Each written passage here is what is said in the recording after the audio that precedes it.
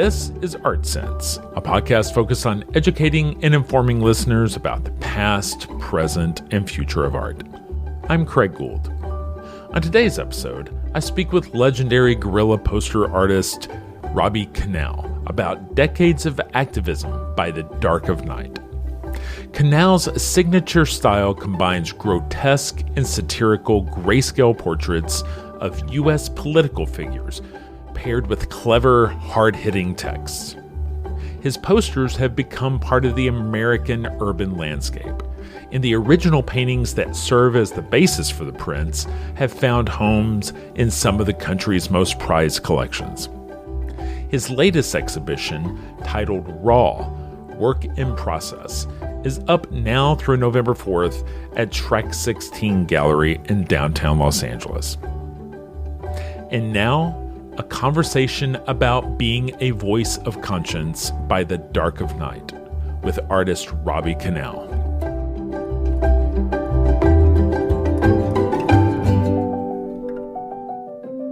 Robbie Conal, thank you so much for joining me this week on the Art Sense podcast. Robbie, I wanted to talk to you because you currently have an exhibit up at Track 16 Gallery in downtown Los Angeles called Raw, Work in Process, now through November 4th. Robbie, I definitely want to talk to you about this current work and the work from the recent past, but a lot of times I like to start a conversation with an artist by throwing out a hypothetical, which is, say you were to be seated at a dinner party next to somebody who has no idea who you are or what your work looks like. Where do you start? Well, I tell people that unfortunately I'm an artist. I do satirical portraits of politicians, bureaucrats, global capitalists, televangelists, basically people who I think have too much power and have abused it, whether it's in the name of so-called representative democracy or capitalism or religion or consumerism or whatever. And I work in the studio. I translate my image combinations of images and satirical text into thousands of offset litho street posters, and I have a little guerrilla army of volunteers around the country, and I take the posters on non-sketto, total loss, garage band, guerrilla poster tours to major cities around the country where I meet local people in the middle of the night and put them up on the streets.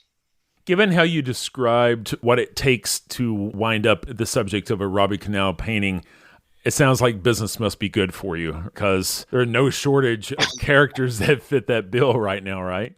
I don't know if good is the right word, but business is busy, for sure. I'd like to go back a little bit.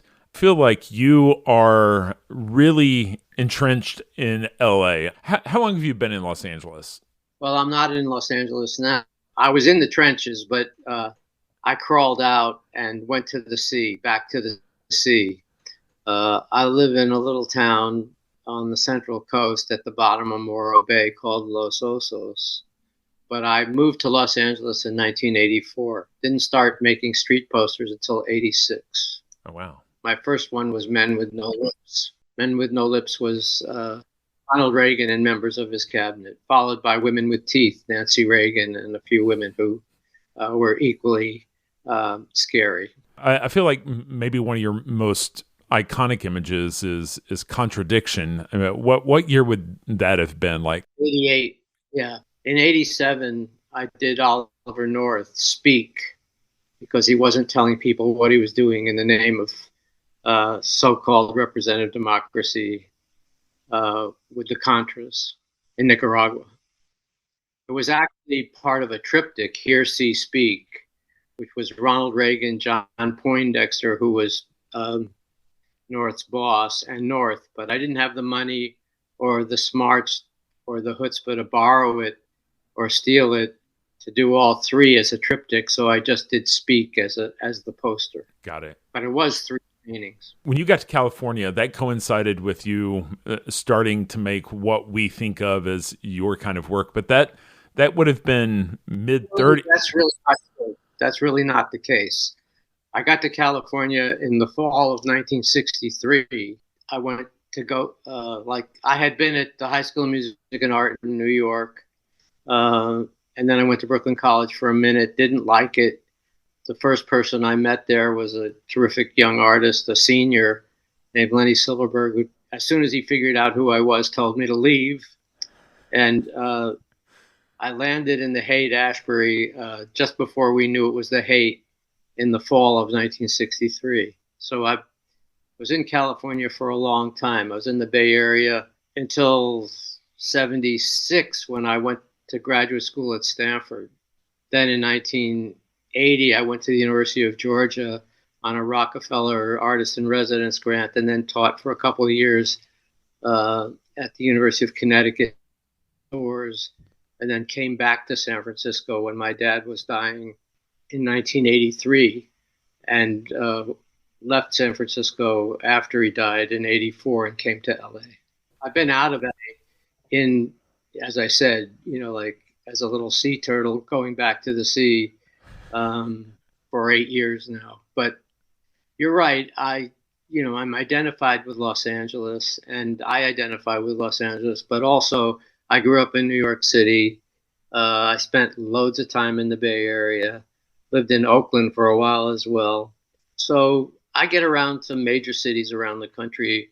I love and hate them all. When you went to art school, when you spent those formative years in the Bay Area, at what point did your work start looking like the work we think of today as being yours?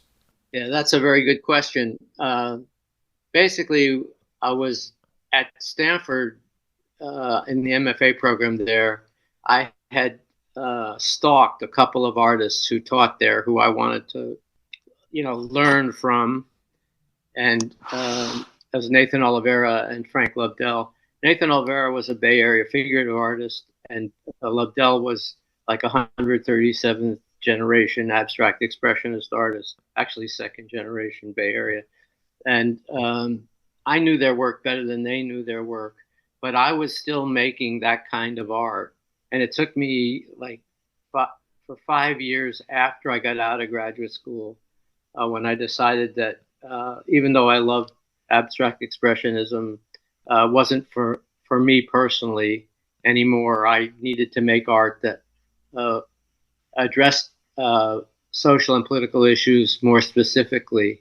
Mm-hmm. And I made 5 years of terrible art, trying to get myself around to what you and people know as my signature style, which is like a head and a word.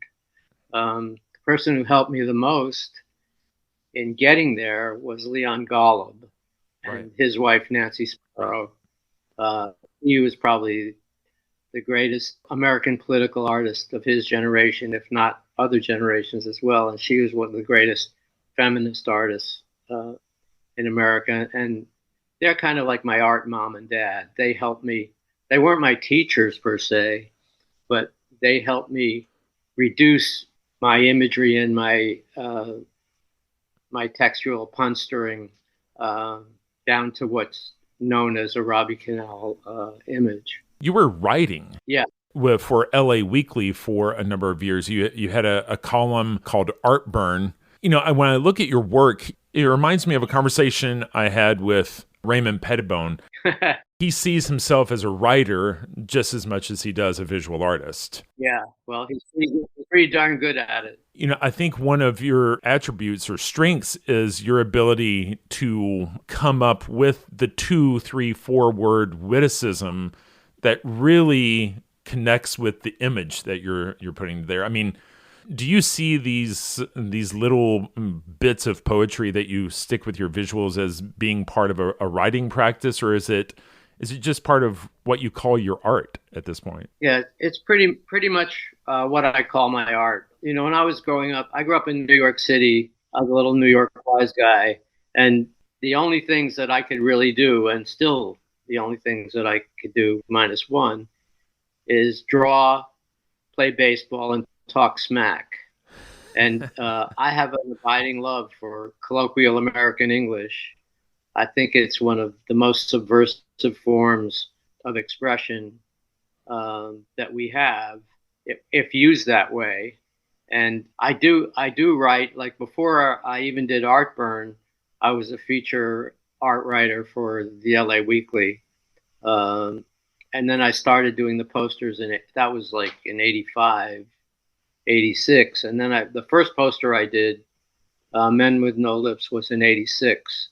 And for a while, nobody knew it was me.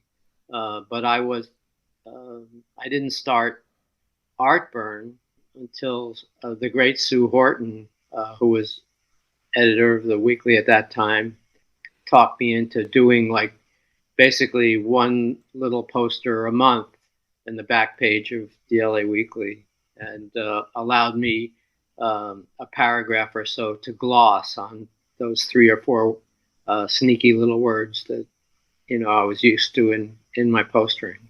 As we sit here and you talk about your passions and who you are, I thought it was just a little ironic that I'm talking to you just an hour and a half away on a Friday afternoon, October 27th, from a very Robbie Conal confluence.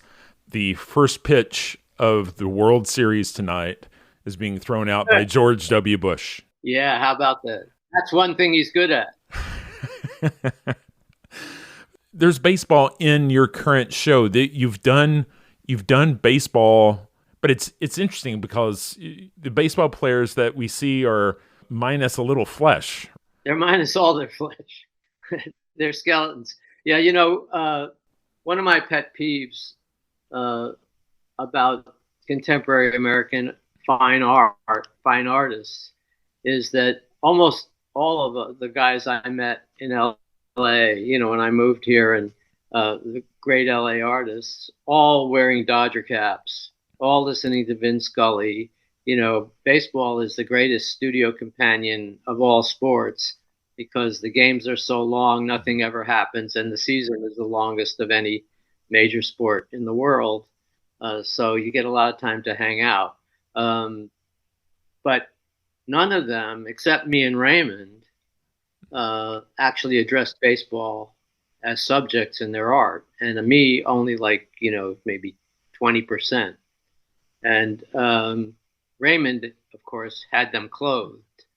But I love skeletons, and I have a skeleton that's been with me, my buddy Stan the Man, in my studio for 30 years, and we collaborated on skeletal baseball pitchers. My hero being Doc Ellis, who pitched a no-hitter on LSD. How can you not love the man? Right. Yeah, I love the skeleton. Any figurative artist, representational artist, is sooner or later going to want to do a skull or a skeleton. And the skeleton human skeleton is so complex and so interesting and so detailed that every artist you will ever encounter whose art has skeletons in it has to make a deal with the skeleton. Like, what are you going to leave out that's okay with the skeleton? And you have to leave something out, otherwise you'd be painting that one image for the rest of your life. They're so complicated and so involving. But still, there's a symbiosis there that's lovely. Like, we get along. In fact, it gets inside us, doesn't it? But baseball pitching, that motion is aggressive and beautiful and has a relationship to dance and also swinging a bat, hitting a baseball when you don't know what pitch is coming is probably one of the hardest things to do in any sport played with a ball. Absolutely. And take the maximum of incredible coordination, bodily coordination, that if you break it down to the skeleton is quite beautiful to me. Absolutely. Your work, gets categorized as social activism, political activism. But when you're creating your work, when you go on your whistle stop tour to do the wheat pasting, who do you envision touching with your work? Who do you envision as being the viewer? I mean, are you hoping to reach the masses? Are you hoping to serve as like a dog whistle for the opposition to the establishment? Or are you hoping that the establishment may see a crack in their truth? I mean, who do you hope sees your work on the box of a stoplight and says, you know what, that's a good point? Well, whether they agree with me or not, the answer is all of the above. I mean, another one of my pet peeves about fine art in America and the cultural economy of the art world is that very few people get to see the art. If it's in an art gallery or a museum, you have to make a tremendous effort if you're just a regular person with a couple of kids and a job or whatnot, and to drag the kids to an art gallery. I mean, my parents sent me to art galleries. They actually sent me to art museums because they were busy saving the world from capitalist greed, and they wanted me out of the way. And they didn't know they knew what to do with an artist. Actually, they had a kid who was an artist. They were union organizers, and they thought, well, if he's not going to be Eugene V. Debs, maybe we'll drop, Daumier on him, drop Goya on him, drop the great muralists on him, Jose Guadalupe Posada, and I did get that dropped on me. But when I finally figured out that I wanted to make art about social and political issues in America that I cared about, I also wanted to reach an audience of regular people on the streets, a little more expansive than, say, the fine art world. Since I was a little kid, the history of that kind of public art drilled into me or dropped on my head. I knew about it. I didn't know how to make a poster, but I knew about posters, and I knew the history of them, whether I knew that I knew it or not. And so the idea basically is to make this stuff for regular people on the streets. And all the other stuff, like cracking the establishment, blah, blah, blah, fluffy. Like Shepard Fairey, who's like a friend of mine, his greatest talent is distribution. Mm-hmm. And there is a threshold amount of saturation that is necessary in street art so that enough people will see it that it reaches critical mass. And LA is one of the greatest places to do that because everybody's so conscious of surface. Like, they're great surface semioticians, like Angelenos will look at you and see what you're wearing, like your shoes, your clothes, the kind of car you drive, and they'll know what your favorite restaurant is. They'll know where you live. They're great at that. The problem with LA is it's so big that you really have to get immense coverage. The city that is ground zero for my work is Washington, D.C., and New York is easy for me. There's such a concentration of people and all different kinds of people, but also most of my subjects, are to be found around Washington, D.C. at one point or another. But I don't make the art for any politician to see or anything. I'm not trying to communicate with them. That's their problem. I'm just trying to express myself in public about issues that I care about, mostly democracy with a small d. I know that whenever you do this and you gather up your volunteers, you usually have a little bit of a briefing where you go over guerrilla etiquette. What are some of the what are some of the handful of things that it's important for these people to know so that things actually do get pasted up and no one winds up rubbing the wrong people the wrong way? Yeah, well, it's a little bit illegal, kind of like being a little bit pregnant, the way we do it, because we don't really ask for permission or anything. It's a minor form of civil disobedience, like nothing like Martin Luther King Jr. or anything like that, but just a little bit of fuck you, and part of the protest about the major crimes that I think these people are committing in our name or not. But so we always have the National Lawyers Guild on our side, and they have chapters and they do pro bono work, chapters around the country in major cities and others around the country. So it's always good I always try to tell all the graffiti guys and gals that I know it's important to have a good lawyer, understand your position. What does guerrilla mean? They have the power, you don't. But you got to, like, have some kind of relationship with the judicial system of America. And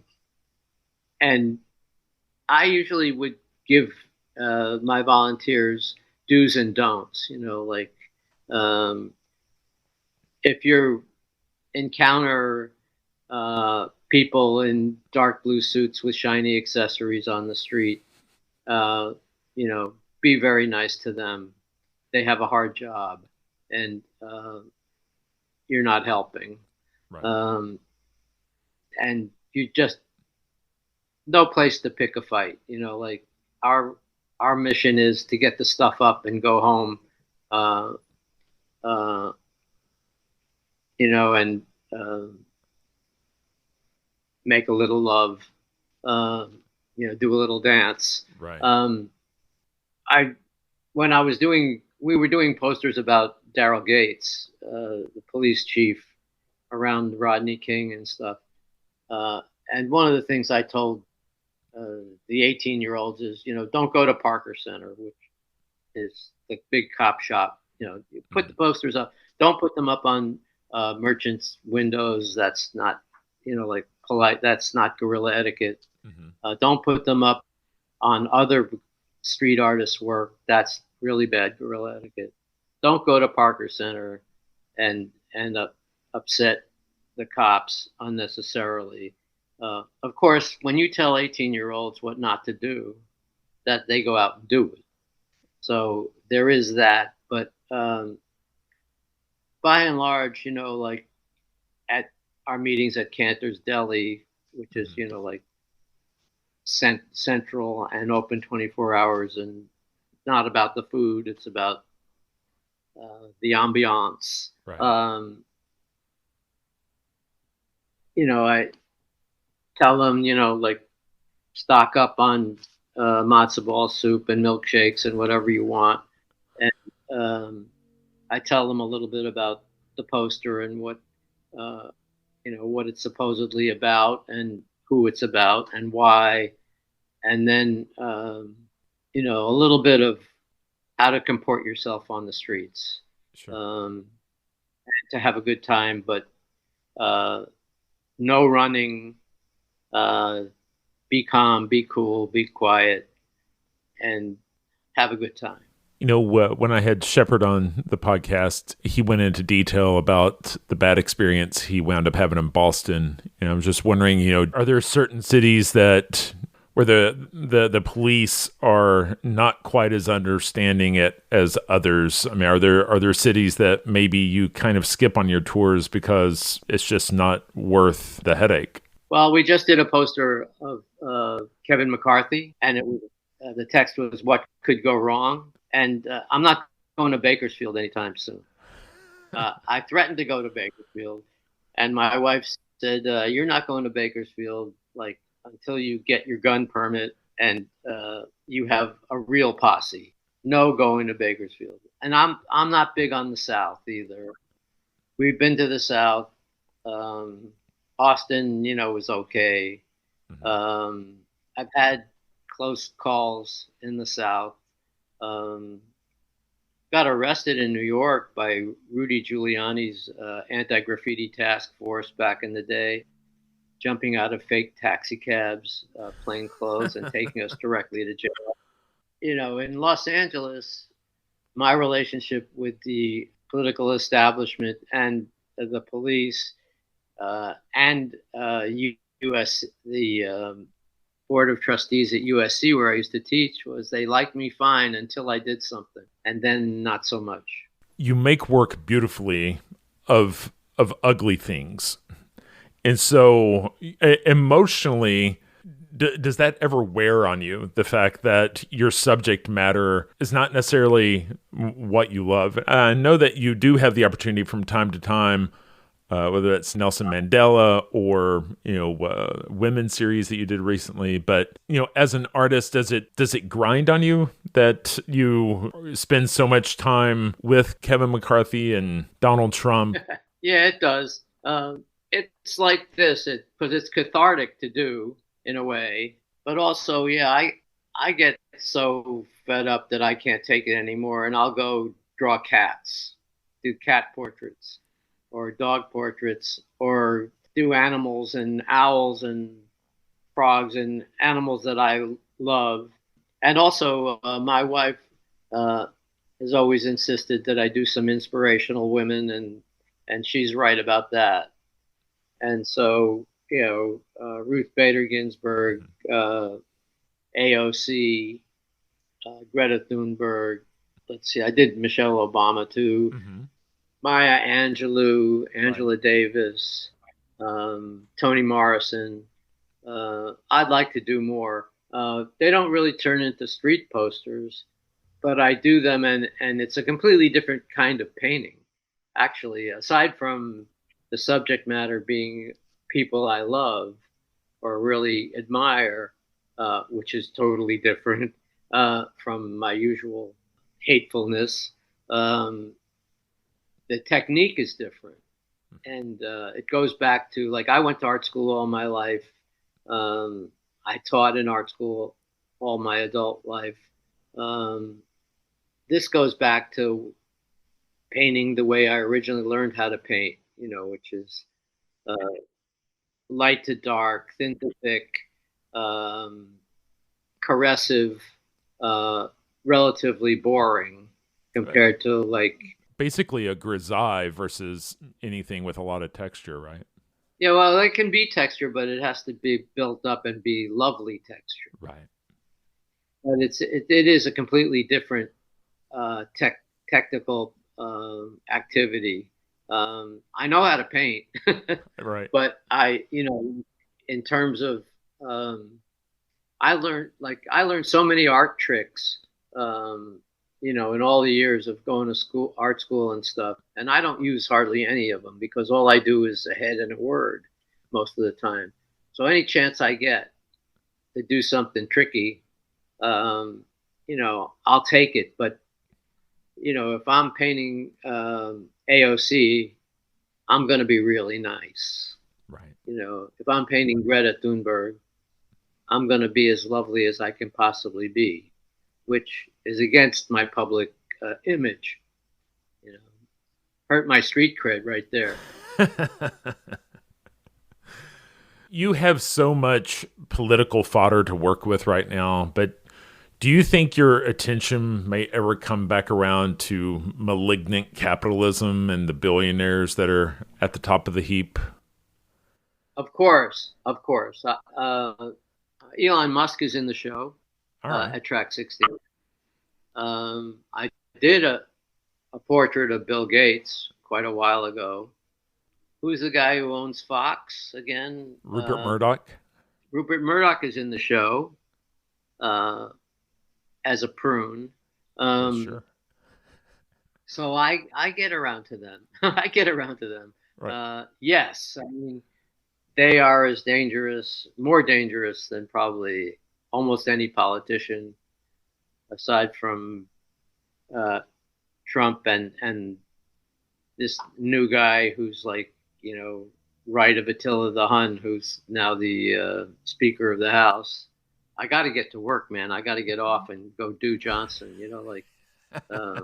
Nice talking to you and everything, but like you said, duty calls.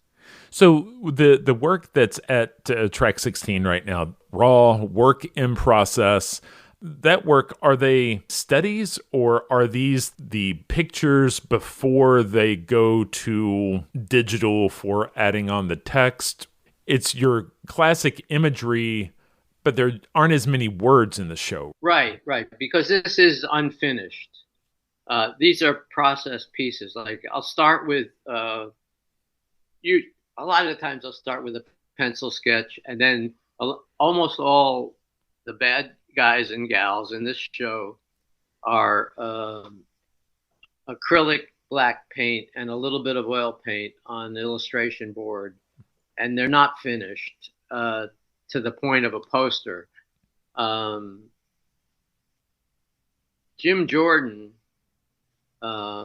who's douche nozzle, that finished piece in oil is in the show with the text. If you're wondering about that text, douche nozzle, and I hope you are, I'm curious. I'm going to tell you. I'm going to tell you about it anyway. When I was doing Jim Jordan, he's from Ohio, and I have some friends from Ohio, and they had been on me about Jordan, and they don't need to get on me about Jordan. They were just venting. But one thing they did tell me is, like, when we're talking about colloquial American English and slang, there are regional differences and specialties in slang, American slang. And part of Midwest slang, the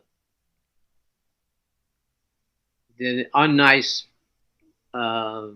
epithets from the Midwest, one of them is douche nozzle. Another one is twat waffle. So they said, you have your choice. What are you going to do, twat waffle or douche nozzle? And I said, well, I'm very politically correct, so I think twat waffle is a little bit sexist. So we'll go with douche nozzle. And that pleased them. So I'm down with it. But it's just spectacular. The language is spectacular. I'll tell you a baseball story about language. So the San Diego Padres had a new stadium built right in downtown San Diego. And Petco, the pet food company, huge company, paid like $15 million, $20 million for naming rights. So it's Petco Park. Well, I was at one of the early games at Petco Park, and then went to a watering hole to hang out. And people at the bar who had been to the game were talking about the park, and they didn't like it particularly for some reason. And so they started calling it the litter box, like for kitty, like for cat poop. And it became the litter box. So Petco Park, ask anybody who really knows, and it's the litter box. I think that's genius. Personally, I think that's great Americana. And you can count on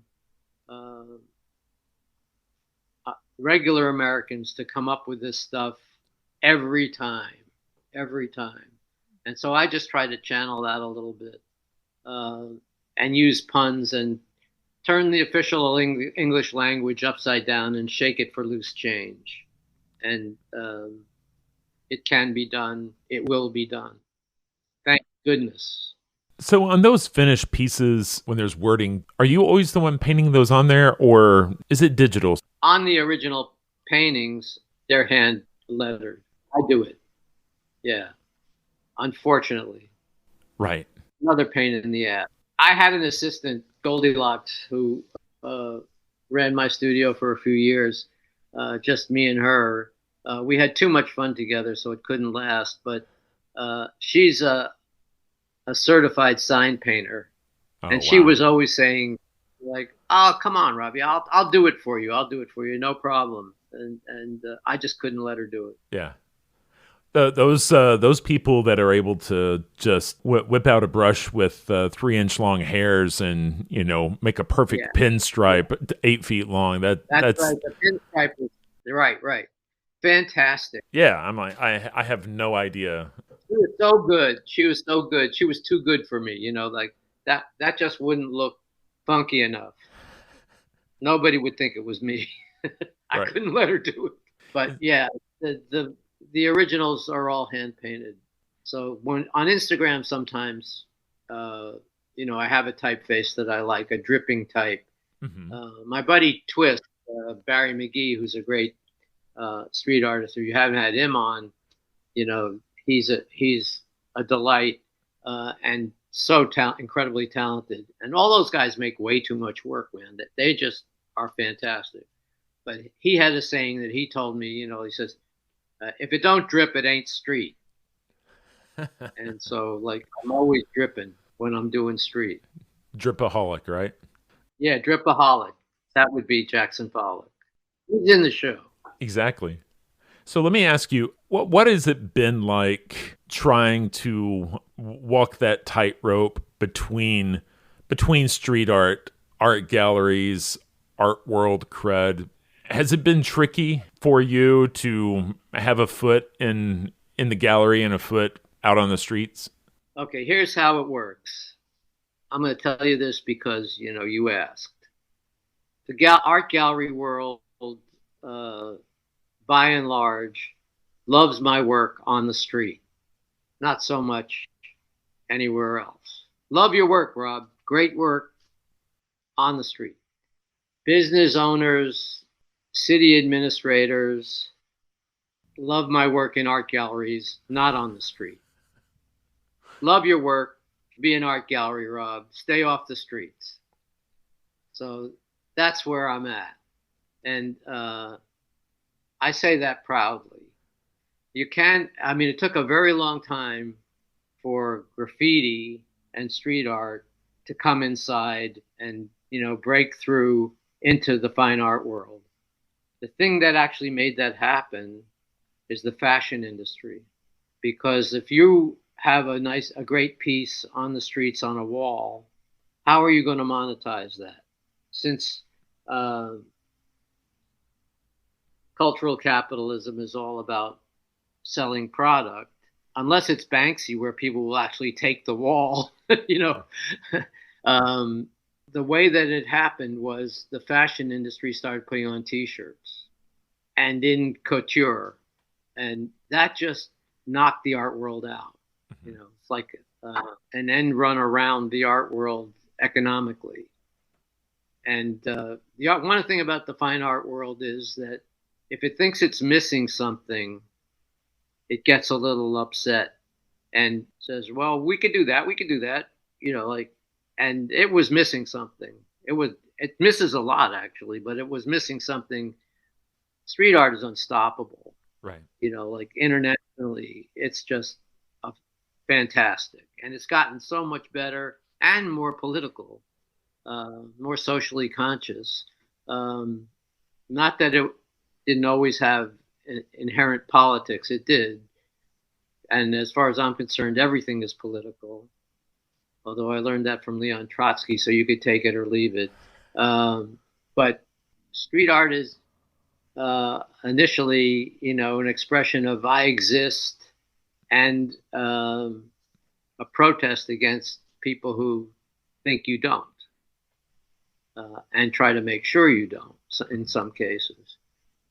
Along with everything else that it is, with the beautiful writing and so forth and so on, and urban beautification. I consider it urban beautification, but I used to be in the minority. To open up the fine art world to that kind of expression, the art world has to get jealous. And that's what happened. So good on them. Have you made it onto any apparel? Shepard's, got a brand. Mogul. I'm just wondering, would someone want, Marjorie Taylor Greene on a T-shirt, regardless of how much fun we're making of her? Well, somebody would in Georgia, in a very small part of Georgia, they would. Ruth Bader Ginsburg is more like it. Right. And, I did a portrait of her called Supreme. That went very well on a T-shirt.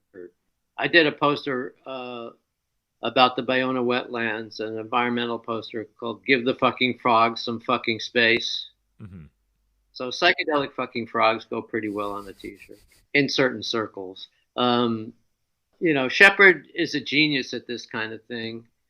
One of the things about my art, one of the double-edged swords about my art in terms of my finances and product like that, is that almost all the people who really like my posters don't really want portraits of those people in their house. Right. Almost all my friends who have my work, my posters anyway, as opposed to, say, Watching, Waiting, and Dreaming, which is Gandhi, the Dalai Lama, and Martin Luther King, or like you said, Mandela, or any of the women, you'll find my work in their toilet, in the bathroom, to help you evacuate. Or if they're interested in a diet aid, to make you nauseous and so you don't eat too much and you lose weight, say on the refrigerator or something. Wow. So there is that, but it's a hard sell, the animals, the positive people. We do a pretty good business in prints, in lithographs, and of the positive people. The funniest thing is, so in this show, I didn't expect this to be in the show, but they are. In 1991, I did a triptych, a full painted 3 paintings in full color and oil, my old style, my gloppy style, of Nixon, Ehrlichman, and Haldeman, called Hook, Line, and Sinker, with gold leaf lettering. And Sean Meredith, who runs the gallery. Sean's great. Yeah, he's great. He lets me have a show. It's one of the few people who will do that, certainly in Los Angeles. But we've had a long relationship of shows at Track 16. That's my gallery. But he came up and, we were gathering stuff up for this process show, and he saw those paintings in the studio. This is like over 30 years old. And he said, well, let me take them down. And, just have them in the gallery, because that's classics of your style and the Robbie signature style and all that, and originals. And almost nobody's ever seen them. They've seen prints of them, but not the original paintings. And so he put them up in the show, and they sold like the day before the show opened. Wow. The most expensive stuff in the show, the stuff that wasn't supposed to be in the show, the stuff's about bad guys. And I guess enough history has passed to make me venerable and to make those things palatable on some level, like it's revisionist history painting now.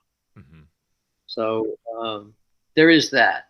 So anybody wants, like a portrait of Jesse Helms as a little white liar, I happen to have the original waiting for them. Robbie, I really appreciate your time, and man, it's been a real honor getting to bend your ear about your work and your process, and I just appreciate you sitting down with me and talking about art and trying to make change. Well, it's a pleasure. Thank you for asking me. And the show's open till November 4th, so I think it's Wednesdays through Saturdays, noon to 6 or something. There's a lot of stuff in there, a lot of shit. Yeah. Aside from all the bad guys and gals. Go see the fucking Frog. They're there. Awesome. Well, thanks, Robbie.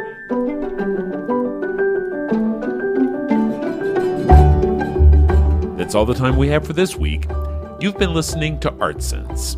You can find the show on Apple Podcasts, iTunes, Google Play, Stitcher Radio, Spotify, or your favorite podcast app. If you've enjoyed this podcast, be sure to subscribe. And while you're there, please rate the show and leave a quick review.